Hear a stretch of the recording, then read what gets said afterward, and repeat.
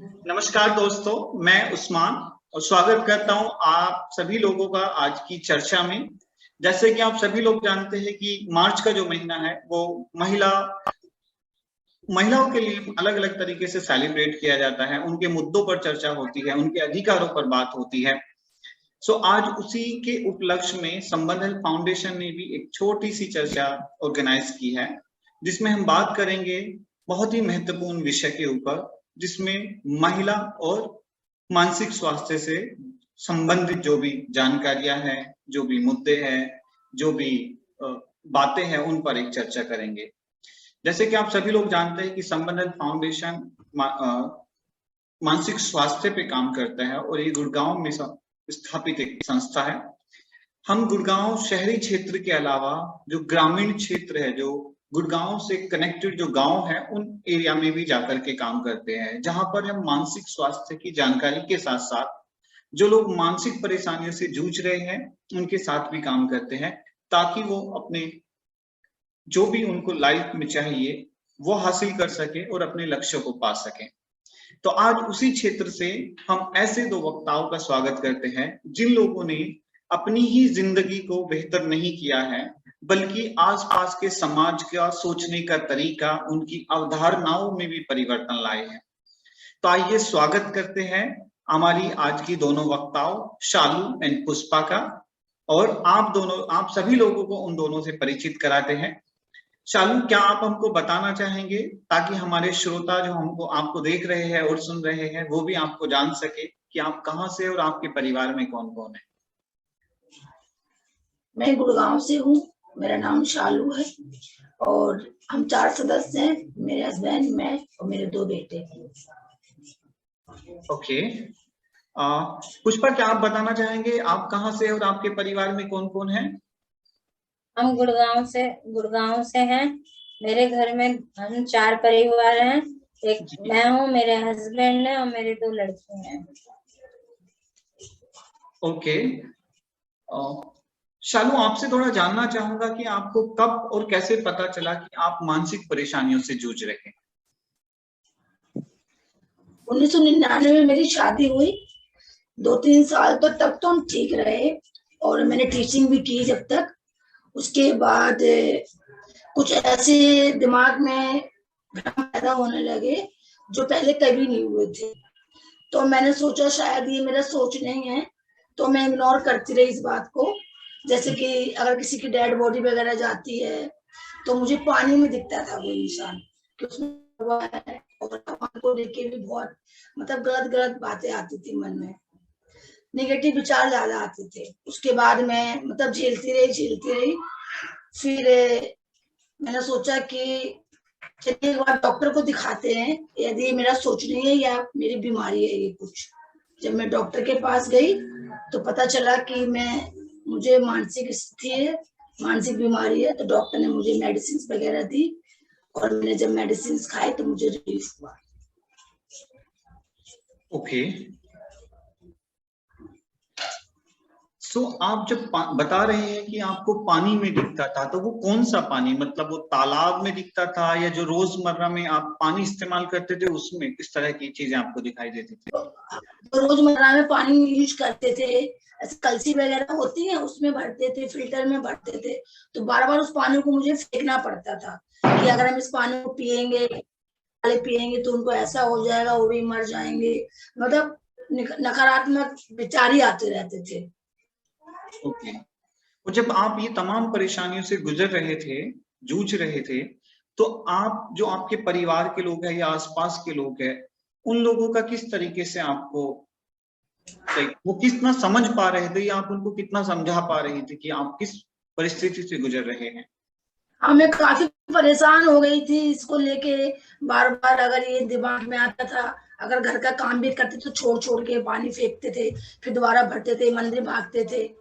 स्थिति खराब होती जा रही थी मेरी, ये स्थिति इसी वजह से कि ये मुझे क्या हो रहा है कुछ समझ नहीं पा रहे थे हम। ओके, और जो आपके परिवार के लोग थे वो समझते थे आपकी परेशानियों को कि आप परेशानी से गुजर रहे हैं? हस्बैंड को तो पता ही नहीं चला इस बात को। हस्बैंड तो ऑफिस चले जाते थे, बच्चे उस समय छोटे थे, स्कूल जाते थे बच्चे, तो मतलब इस बात को किसी को पता नहीं चला कि मुझे हो रहा है, मुझे ये बीमारी है। फिर आपने बताया कि आप फिर दवाई और डॉक्टर से मिले, तो वो क्या जर्नी थी, वहां आप कैसे पहुंचे?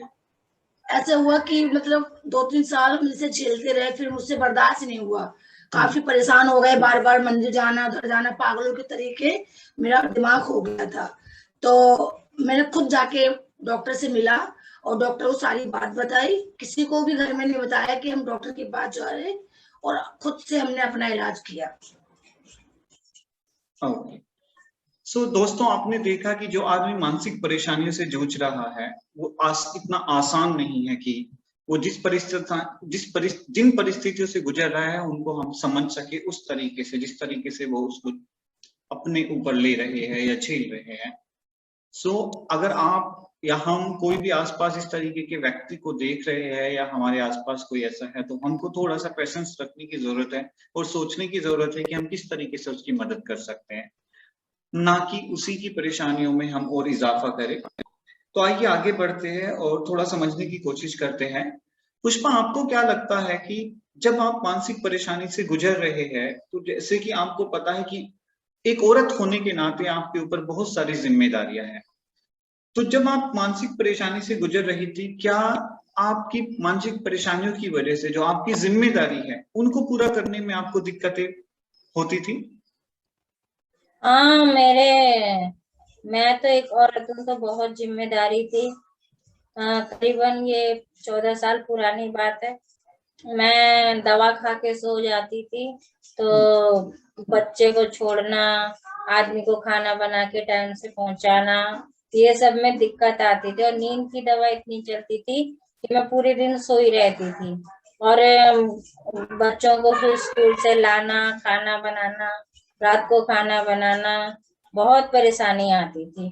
और इस परेशानियों के कारण मेरे आमने सामने लोग भी बोलते थे, ये तो पागल है, ना अपने बच्चों को देखती है, ना अपने हस्बैंड को देखती है। यहाँ तक कि मेरे परिवार वाले, मेरे गांव के परिवार वाले, जैसे मेरी सास हुई, मेरे देवरानी हुई, ये लोग भी मुझे उतारना देते थे, बहुत ज्यादा बोलते थे कि ये तो पागल है, इसको तो कुछ समझ ही नहीं आता, इसके साथ क्या होगा, इसको तो करंट लगेगा, ये वो बहुत ही बोलते थे।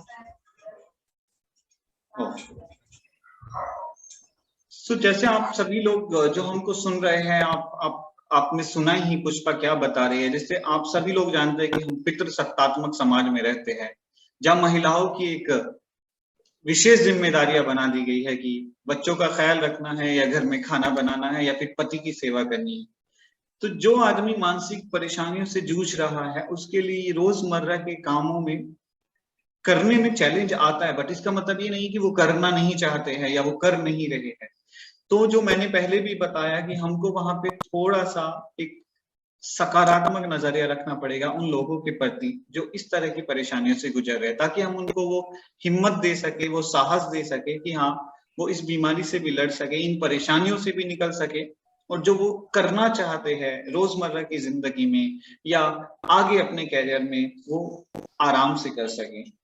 तो आइए आगे बढ़ते हैं और जानने की कोशिश करते हैं पुष्पा और शालू से। शालू, आप इस समय आजीविका के लिए क्या कर रहे हैं? आप अपनी जिंदगी यापन करने के लिए क्या कर रहे हैं?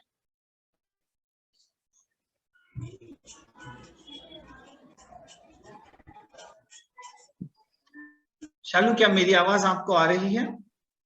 आ रही है।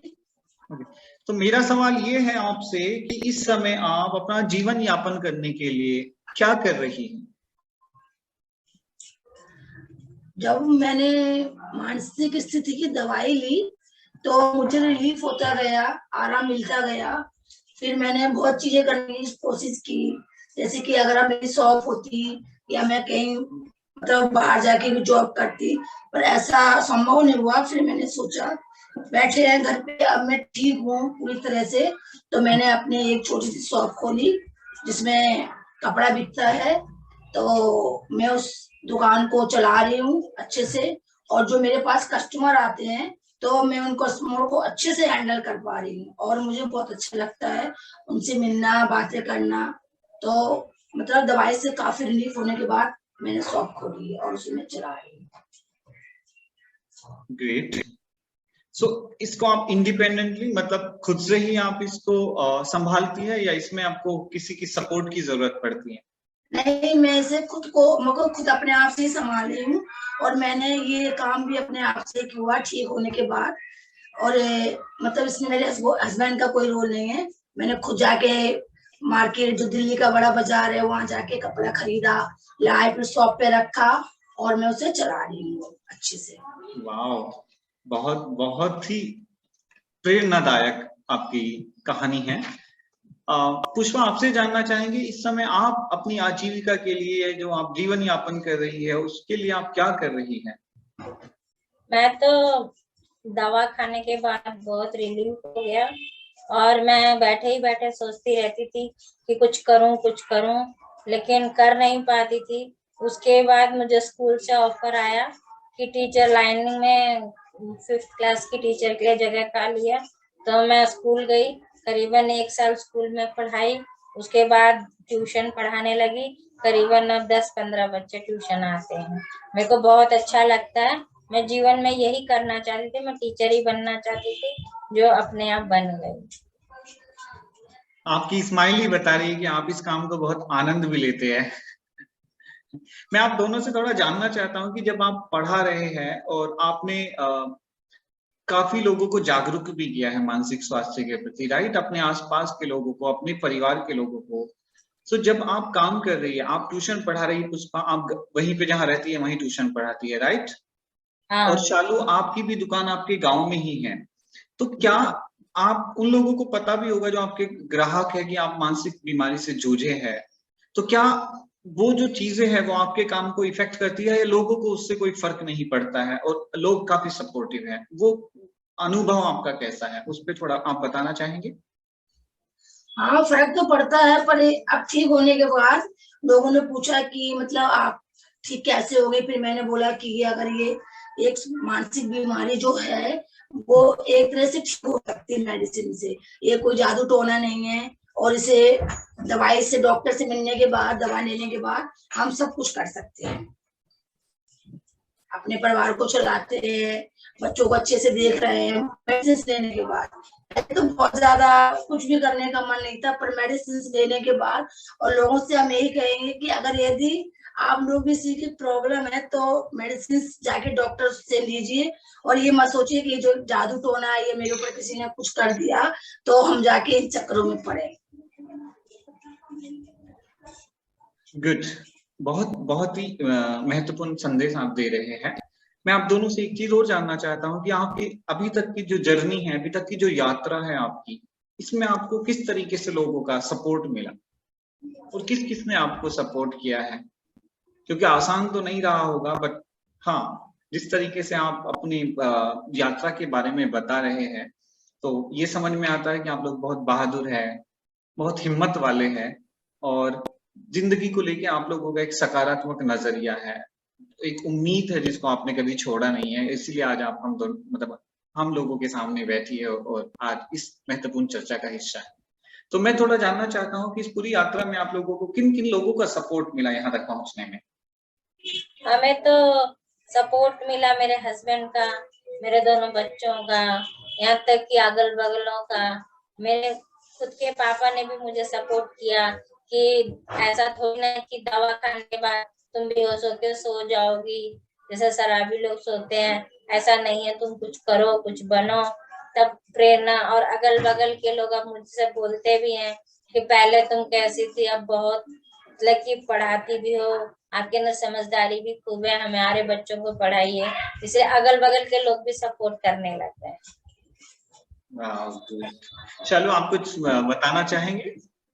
सपोर्ट किया है। जब बच्चों को पता चला कि मम्मी को ये बीमारी है तो बच्चों ने बोला मम्मी घबराइए मत। पहले हम रोते भी थे कि कैसे ठीक होगा, कैसे हम अपना परिवार देख पाएंगे। बच्चों ने सपोर्ट किया, हस्बैंड ने भी सपोर्ट किया, तो उस सपोर्ट से खुशी मिली कि बच्चे समझ रहे हैं, पति भी समझ रहा है इस बात को, तो उन्होंने मेरा साथ दिया। अब डॉक्टर के पास भी लेके जाते हैं, बच्चे भी चले जाते हैं, कभी कभी हस्बैंड भी चले जाते हैं, कभी मैं खुद से ही चली जाती हूँ डॉक्टर के यहाँ दवा लेके। बहुत बढ़िया, बहुत बहुत शुक्रिया ये जानकारी हमारे साथ साझा करने के लिए। आप जैसे कि आपको पता ही है कि आप बहुत सारे लोग हमको सुन रहे हैं और देख रहे हैं, तो उन लोगों को आप क्या संदेश देना चाहेंगे पुष्पा? मैं संदेश देना चाहूंगी कि जादू टोना परी जिन भूत प्रेत ये कुछ नहीं होता है, ये मुफ्त में पैसा वो लोग ठगते रहते हैं, मुफ्त में ठगते रहते हैं। तो इन सब में अपना पैसा वेस्ट ना करें और अपने आप को तो पैसा वेस्ट ना करें और इसका भरपूर दवा खाइए। दवा से पूरा इलाज है, मेरा भी हो चुका है। मैं तो पहले इतनी पागल थी कि हर जगह से मुझे आवाजें सुनाई देती थी, लेकिन अब कुछ नहीं। इसीलिए सिर्फ संदेश है कि आप पागल नहीं, आपकी तबीयत खराब है, आप कुछ कर सकते हैं और कुछ करेंगे तो आप अपने आप को उसमें साबित कर पाएंगे कि हम कुछ बन सकते हैं। बहुत बढ़िया, बहुत ही महत्वपूर्ण संदेश आपने दिया। शालू, आप क्या कहना चाहेंगे हमारे दर्शकों को, क्या संदेश देना चाहेंगे? दर्शकों से ये कहना चाहेंगे कि यदि हमारे मतलब हमें ऐसा कुछ लग रहा है कि मुझे प्रॉब्लम हो रही है दिमागी, तो मतलब ये ना समझे कि एक तरह से इसका इलाज नहीं है। लोग कहते हैं कि अगर किसी को मानसिक बीमारी है तो वो सिर्फ एक इलाज नहीं है, बस डॉक्टर फालतू की दवाइयां देते हैं सोने की, पर वो गलत है। मेरा मानना है कि इसका पूरा इलाज है और हम इन दवाइयों को खा के अच्छे हो सकते हैं। यदि किसी को ये ऐसा लगे कि मुझे कुछ भ्रम या कुछ ऐसी चीजें दिख रही हैं या कुछ नेगेटिव विचार आ रहे हैं, तो वो डॉक्टर के पास जाएं और डॉक्टर से संपर्क करें। डॉक्टर आपको सलाह देंगे और आप मेडिसिन खा के अच्छे से अपनी जिंदगी यापन कर सकेंगे। Thank you so much. आप दोनों का बहुत बहुत शुक्रिया ये महत्वपूर्ण संदेश देने के लिए और आज की चर्चा को इतने अच्छे से निभाने के लिए। तो मैं कहना चाहूंगा अपने श्रोतागणों को, उम्मीद करता हूं कि आज की चर्चा से आपको काफी कुछ समझने को और जानने को मिला होगा, क्योंकि आज जो दोनों ही वक्ता हमारे साथ बैठे हैं, ये वो वक्ता नहीं है जो सिर्फ किताबों से पढ़ के आए हैं। ये वो लोग हैं जिन्होंने अपनी जिंदगी में इस अनुभव को किया है, एक्सपीरियंस किया है और अपने अनुभव के साथ साथ लोगों के नजरिए को बदला है, लोगों के सोच को बदला है, लोगों को एक उम्मीद और एक आशा दी है कि इतनी इन तमाम परिस्थितियों से हम निकल सकते हैं और एक नॉर्मल जिंदगी अपने लक्ष्यों को पूरा करते हुए जी सकते हैं, परिवारों को संभाल सकते हैं।